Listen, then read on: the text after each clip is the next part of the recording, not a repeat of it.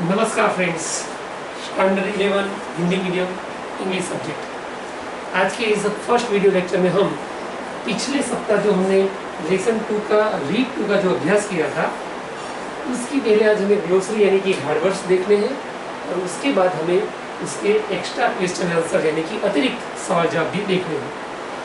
तो स्टार्ट करते हैं आज के पहले ग्लोसरी शब्दों से। पहला वर्ड है शोकेस, मतलब कि प्रदर्शित करना, किसी को कुछ नया करके दिखाना।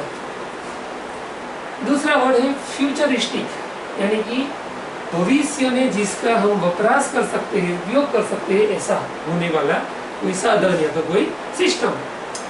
तीसरा वर्ड है ग्लेंस, मतलब कि दृष्टि या तो हमारी नजर। चौथा वर्ड है अर्न, अर्न मतलब प्राप्त करना यानी कि कमाना। पांचवा वर्ड है फेम, यानी कि नामना या तो ख्याति। छठा वर्ड है एकेडमिक, एकेडमिक मतलब शैक्षणिक, जिसके लिए हम एजुकेशनल भी बोल सकते हैं दूसरे शब्दों में। सातवां वर्ड है प्रेसिडेंट, यानी कि अध्यक्ष, यानी कि हमारे राष्ट्र प्रमुख। आठवें नंबर का वर्ड है वेरीड, इसको वेरीड पढ़ेंगे, मतलब कि विविध, विविध यानी कि वेरियस, जो अलग अलग किस्म का होता है वो। 9वें नंबर का वर्ड है इंटरेक्शन, और इंटरेक्शन मतलब संदेशा व्यवहार यानी कि कम्युनिकेशन। 10वें नंबर का वर्ड है एम्बेडेड, एम्बेड जो वर्ब है उसका पास्ट टेंस का यह रूप है, जिसका मतलब होता है अंकित किया हुआ, किसी चीज पर हम उसको अंकित कर देते हैं तो उसको बोलते हैं एम्बेडेड। 11वें नंबर का वर्ड है ग्राफिक, ग्राफिक मतलब सचित्र, ऐसी कोई माहिती जिसमें साथ में चित्र भी ऐड किए गए हो। 12वें नंबर का वर्ड है कंप्यूटिंग, मतलब कि गिनती करना, उस पर से वर्ड आया कंप्यूटर, बराबर। 13वें नंबर का शब्द है एक्सप्लोर, एक्सप्लोर मतलब संशोधन करना यानी कि रिसर्च करना दूसरे शब्दों में। 14वां शब्द है अप्लायंसेस, यानी कि उपकरण, साधन कोई। 15वें नंबर का शब्द है कॉन्सेप्चुअली, और कॉन्सेप्चुअली मतलब कि वैचारिक। 16वें नंबर का शब्द है जेस्चर्स, और जेस्चर्स मतलब कि संकेत। 17वां वर्ड है इंडिकेशन, इंडिकेशन माने निर्देश या तो सूचन, जिसके लिए हम सजेशन भी बोल सकते हैं दूसरे शब्दों में। 18वां वर्ड है आर्टिफिशियल, यानी कि नकली या तो बनावटी, और उसका ऑपोजिट वर्ड होता है नेचुरल, यानी कि कुदरती, असली। 19वां शब्द है एफिशिएंटली, यानी कि कार्यक्षम, पूर्ण, जिसमें क्षमता हो कार्य करने की, ऐसा एफिशिएंटली। 20वें नंबर का वर्ड है ऑगमेंट, मतलब किसी चीज में उमेरना, ऐड करना। 21वां वर्ड है माउंटेड, यानी कि जड़ा हुआ किसी चीज के अंदर। 22वां शब्द है अटेम्प्ट, मतलब प्रयास करना, वो क्रियापद है। 23वें शब्द में है कन्फाइन, यानी कि बंधा हुआ, उसमें समाविष्ट किया गया है, ऐसा। 24वां शब्द है इंटीग्रेटिंग, यानी कि व्यवहारिक। और लास्ट 25वां हमारा शब्द है एंटायर, मतलब कि संपूर्ण घोल। तो इस तरीके से हमारे ग्लोसरी वर्ड्स यहाँ पर कंप्लीट होते हैं। अब फ्रेंड्स हमें एक्स्ट्रा क्वेश्चन आंसर देखने हैं, जो कि कुल मिला के 23 है। और पहले क्वेश्चन से हम स्टार्ट करते हैं। प्रश्न है हु इज प्रणव मिस्त्री, प्रणव मिस्त्री कौन है। अब ध्यान रखिए खास मित्रों कि हु और व्हाट के बीच में क्या डिफरेंस है। कोई भी नाम के साथ जब क्वेश्चन में हु रखा जाता है तब उस व्यक्ति का हमें परिचय, इंट्रोडक्शन देना होता है कि भाई वो व्यक्ति कहाँ पर रहता है, या तो क्या है, हमारा कोई फैमिली मेम्बर है, रिलेटिव है, क्या है वो, या तो कहाँ पर रहने वाला इंसान है। और जब किसी नाम के साथ व्हाट रखा जाता है तब हमें वहाँ पर उसकी जॉब यानी कि उसके प्रोफेशन के बारे में लिखना पड़ता है। तो ये दोनों बातें आपको खास मगज में क्लियर कर देनी है। पहले में हु रखा है, क्योंकि प्रणव मिस्त्री कौन है? तो आपकी किताब का पहला पेज जो है रीड 2 का, उसमें फर्स्ट पैराग्राफ में हमको बताया गया है कि प्रणव मिस्त्री है कौन। तो प्रणव मिस्त्री is a native of Palanpur, north Gujarat. वो पालनपुर के उत्तर गुजरात में जो आया है उसके वतनी है, यानी कि उसके रहने वाले हैं। अब दूसरा शब्द देखो, what did he showcase to the world. उन्होंने विश्व के समक्ष क्या प्रदर्शित किया, क्या खुला रखा। तो देखिए पहली ही लाइन में, he showcased the impossibly futuristic watch gear to the world. उन्होंने गियर नाम की एक घड़ी, वॉच, वो फ्यूचरिस्टिक थी जो कि भविष्य में उपयोग में आने वाली है, उसका शोकेस किया। तीसरा वर्ड शब्द है, शब्द क्या, तीसरा प्रश्न है, what is Pranav job. Pranav की जॉब कौन सी है, क्या थी उनकी जॉब। तो उसमें हमें लिखना है, प्रणव मिस्त्री is the head of think tank team, और कंपनी का नाम लिखना है सैमसंग रिसर्च अमेरिका। तो वो सैमसंग रिसर्च अमेरिका के थिंक टैंक टीम के हेड थे, यानी कि प्रमुख थे। चौथा नंबर का प्रश्न है, which type of watch has he designer. किस तरीके की घड़ी उन्होंने डिजाइन की थी, यानी कि बनाई थी, किस तरीके की वो घड़ी थी। तो देखिए, he designer the digital watch that lets you check messages with a glance or make conversation 007 size। इस तरीके की घड़ी उन्होंने डिजाइन की थी। ओके, पांचवें नंबर का प्रश्न है, what are you able to do with gear. ये जो नई घड़ी उन्होंने शोधी थी जिनका नाम गियर था, उससे आप क्या करने में समर्थ हो, क्या कर सकते हो उसमें से, उसकी हेल्प लेकर। तो उसमें हमें लिखना है, पहले पैराग्राफ में ही लिखा है, with gear you are able to make calls. Gear की मदद से आप लोग कॉल कर सकते हो, able to make calls and receive calls, और कॉल को रिसीव भी कर सकते हो, without even taking your phone out of your pocket. Pocket में से मोबाइल फोन बाहर निकाले बिना ही ये काम आप कर सकते हो, बराबर है। ठीक है, चलो अब आगे का प्रश्न, what did he used to say when he was about 11। जब वो 11 साल के थे तो वो बार बार क्या कहते थे, बारंबार क्या बोलते थे वो। तो वहाँ पर हमें लिखना है सेकंड पैराग्राफ में से, व्हेन ही वाज अबाउट 11, जब वो 11 साल के थे, ही यूज्ड टू से, वो बार बार कहते रहते थे।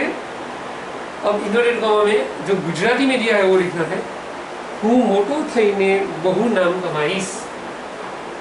ब्रैकेट में जो इंग्लिश ट्रांसलेशन है वो नहीं लिखना है, बराबर है। ओके, अब क्वेश्चन नंबर 7 देखिए, वेयर डिड प्रणव स्टडी।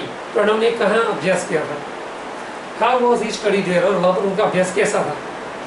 अभ्यास में ज्वलंत कारकिर्दी थी या फिर मामूली कारकिर्दी थी, उसके बारे में हमें लिखना है। तो हम लिखेंगे, यहाँ से स्टार्ट करेंगे, प्रणव स्टडीड, स्टडी का पास्ट टेंस करेंगे स्टडीड। अब दूसरे पैराग्राफ में सेकंड लास्ट लाइन में उसका आंसर है, एट विविध लक्ष्य विद्या मंदिर पालनपुर। कहाँ पर उन्होंने अभ्यास किया था, एट विविध लक्ष्य विद्या मंदिर पालनपुर। और वहां पर उनका अभ्यास कैसा रहा था, अब उसके बारे में हमें लिखना है। तो हमें लिखना है उसमें, उसके ऊपर की लाइन में से क्या लिखना है, his IQ powered him to the first rank in every academic year he spent there। वहां पर पसार किए गए हर साल में वो पहले स्थान पर आए, अव्वल स्थान पर आए। तो उनकी कारकिर्दी कैसी रही थी, ज्वलंत प्रकार की, उज्जवल थी। Question 8, where did he join later for his BE। Bachelor of engineering का कोर्स उन्होंने कहाँ पर ज्वाइन किया, कौन सी संस्था में वो गए, तो हमें लिखना है उसके नीचे पैराग्राफ में से लेटर ही ज्वाइनड, आगे ही शब्द ऐड करना है, ही लेटर ज्वाइनड निर्मा यूनिवर्सिटी अहमदाबाद, अहमदाबाद की निर्मा यूनिवर्सिटी उन्होंने ज्वाइन की थी for his BE in computer engineering. और किसके लिए, तो कंप्यूटर इंजीनियरिंग में BE का अभ्यासक्रम पूरा करने के लिए। ओके, अच्छा अब आगे का प्रश्न, 9वां प्रश्न, from where did he complete his post graduation, master degree उन्होंने कहाँ से प्राप्त की थी, अब ऐसा भी पूछा गया है। तो देखिए उसके आंसर में हम लिखेंगे he completed, complete का past tense, he completed his post graduation from IIT Mumbai. कहाँ से उन्होंने कंप्लीट किया था, IIT मुंबई में से। चलो 10वें नंबर में प्रश्न पूछा गया है which job did he earn first, सबसे पहले उन्होंने कौन सी नौकरी प्राप्त की, उनको कौन सी नौकरी मिली सबसे पहले। हाँ, अभी तो वो क्या है, सैमसंग रिसर्च अमेरिका में काम कर रहे हैं, लेकिन उससे पहले सबसे पहले कहाँ पर जॉब की थी वो हमें वहाँ पर लिखना है। तो हम इस तरीके से लिखेंगे, देखिए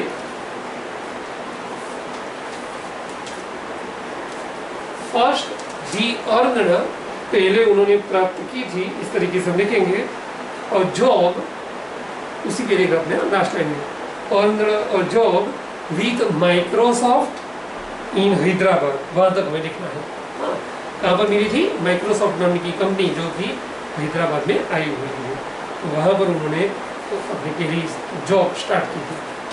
अब हमें 11वें नंबर में प्रश्न में पूछा है from whom did he get president's award, राष्ट्रपति के हाथों से जो उनको अवार्ड मिला वो कौन से राष्ट्रपति के हाथों से मिला था, किसके पास से मिला था। तो वहाँ पर हम स्टार्ट करेंगे क्वेश्चन में से, ही से स्टार्ट करेंगे। ही गेट का पास्ट टेंस हो जाएगा गॉट, बराबर। ही गॉट प्रेसिडेंट्स अवार्ड, उन्होंने प्रेसिडेंट का अवार्ड प्राप्त किया था फ्रॉम, उस प्रेसिडेंट का नाम लिखना है APJ अब्दुल कलाम। ओके, अच्छा 12वां प्रश्न, on which varied fields did he work, कौन से भिन्न भिन्न क्षेत्रों में उन्होंने काम किया था, बराबर। तो वहां पर हमें लिखना है ही वर्कड, उसके नीचे के पैराग्राफ की पहली line, he worked on varied fields, उन्होंने भिन्न भिन्न क्षेत्रों में काम किया था, like interaction design, robotics, computer graphics, HCI, AI, information graphics, embedded system and, अब जो लास्ट में जो नाम आता है उसके पहले एंड लिख दीजिए, एंड सोशल कंप्यूटिंग। तो इस तरीके से सभी फील्ड के नाम इसमें आ जाने चाहिए। चलो अब प्रश्न नंबर 13 यानी कि 13वां प्रश्न है how did he explore all the fields, इन सभी क्षेत्रों में उन्होंने किस तरीके से संशोधन कार्य किया, एक्सप्लोर कैसे किया। तो वो हमें वही पैराग्राफ की सेकंड लास्ट लाइन में दिख रहा है, आई की जगह ही कर दो, he explored all the fields with different projects, भिन्न भिन्न प्रोजेक्ट के साथ, एंड रिसर्च पेपर्स, और दूसरे संशोधन के दस्तावेज के साथ उन्होंने इन सभी फील्ड को एक्सप्लोर किया था, यानी कि उसमें संशोधन कार्य किया था। अब 14वां प्रश्न क्या कहता है, व्हाट डज टेलीटच लेट यू, टेलीटच नाम का जो साधन था, उपकरण था, वो हम आपको कैसी परवानगी देता है, क्या कार्य करने देता है। तो टेलीटच नाम का साधन जो माहिती हमें दी गई है उसका पहली लाइन में देखो, teletouch lets you touch and control things from a distance, वो आपको किस बात की अनुमति देता है, दूर से आप किसी भी चीज वस्तु को टच करके कंट्रोल भी कर सकते हो, यानी कि उस पर नियंत्रण प्राप्त कर सकते हो, उनको प्राप्त कर सकते हो। 15वां प्रश्न, how can you interact with your appliances now, teletouch आने के बाद आप अपने साधनों को, उपकरण जो है उसके साथ किस तरीके से आदान प्रदान कर सकते हो, ऐसा में पूछा गया है। तो वो हमें सामने के साइड के पेज पर से पहले पैराग्राफ में से उसका आंसर मिलेगा। पहली लाइन में देखो, now you can interact with your appliances from a distance in a fun way. इस तरीके से आप प्राप्त कर सकते हो गम्मत पूर्वक। ओके, अच्छा, अब प्रश्न नंबर 16, What does स्पर्श let you? स्पर्श नाम का जो उपकरण है वो आपको किस बात की अनुमति देता है? तो स्पर्श का पहला पैराग्राफ, पहली लाइन, स्पर्श lets you conceptually transfer media from one digital device to your body and pass it to the other digital device by simple touch gestures। बहुत लंबा आंसर है, लेकिन हमें देखकर ही पैराग्राफ में से लिखना है, कोई मेहनत करके ओरली नहीं लिखना है। ओके, ठीक है, चलो। अब 17वां प्रश्न, What does स्पर्श use in how? स्पर्श किन चीज का वपराश करता है और कैसे करता है? हाउ। तो देखो, इसमें हमें दिखा है तीसरी लाइन में, स्पर्श uses touch based interaction as an indication for what to copy from where and where to pass it on। ये पूरा आंसर में लिखना है इस तरीके से। Question number 18, how has Pranav created sunflower device? Sunflower device उन्होंने किस तरीके से क्रिएट किया था, ये हमें पूछा गया है। तो देखिए, सनफ्लावर का जो पैराग्राफ है उसकी तीसरी लाइन में हमें स्टार्ट करना है। ही हैज क्रिएटेड, पहले ही आना चाहिए, he has created a sunflower device. इतना लिखने के बाद उसकी ऊपरी लाइन में, नीचे की नहीं, उसकी ऊपरी लाइन में से लिखिए, विथ सिंपल ओपी एएमडी यानी ampere 741 circuitry and photo sensors. इस तरीके से हमें कंप्लीट आंसर करना है। अच्छा, question number 19, where did he use this device later? बाद में उन्होंने इस साधन का कहाँ पर उपयोग किया, वपराश किया? तो वो हमें आंसर देखने को मिलेगा पैराग्राफ की सेकंड लास्ट लाइन में, लेटर। अब देखो, उसमें द कॉन्सेप्ट लिखा है ना, हमें द कॉन्सेप्ट नहीं लिखना, हमें क्या लिखना है, दिस डिवाइस लिखना है। Okay, later this device was very efficiently used in solar panels at his institute। इस तरीके से। ओके, चलो, अब क्वेश्चन नंबर 20, लास्ट खोज के बारे में है। What is sixth sense? Sixth sense क्या है? तो पहली लाइन, सिक्स्थ सेंस नई पैराग्राफ की, sixth sense is a wearable gestural interface that augments the physical world around us with digital information and lets us use natural hand gestures to interact with that information। यह भी लंबा answer है, ध्यान से देखने के बाद लिखेगा। 21वां प्रश्न, What does this device see? यह डिवाइस क्या देख पाता है? तो देखिए, पैराग्राफ की तीसरी line, sixth sense sees what you see. आप, हम जो देखते हैं वही यह साधन भी देखता है। And visually augments any surfaces और objects we are interacting with. वहाँ तक हमें लिखना है, we are interacting with. Question number 22, Where does he project the information? ये जो साधन है वो अपनी माहिती, इंफॉर्मेशन जो है वो कहाँ पर प्रोजेक्ट करता है, मतलब कि कहाँ पर लॉन्च करता है, उसको दिखाता है। तो देखिए, पैराग्राफ की चौथी लाइन में, it projects information on to surfaces, कोई भी सपाटी पर, वॉल्स यानी दीवारों पर, and physical objects around us, और हमारे आसपास जो भी भौतिक साधन है उस पर सभी में ये प्रोजेक्ट कर सकता है। अब लास्ट प्रश्न, question number 23, what does it attempt in how? ये साधन क्या प्रयास करता है और कैसे करता है?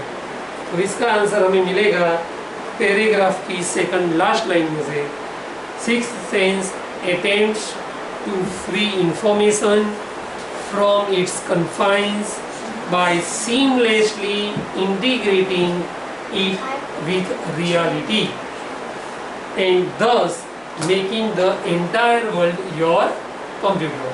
तो ये होगा लास्ट 23 आंसर। तो यहाँ फ्रेंड्स हमारे चैप्टर नंबर 2 के रीड टू के सभी क्वेश्चन आंसर्स कंप्लीट होते हैं। आपको 1 बाय 1 एक क्वेश्चन और एक आंसर लिखना है। ओके।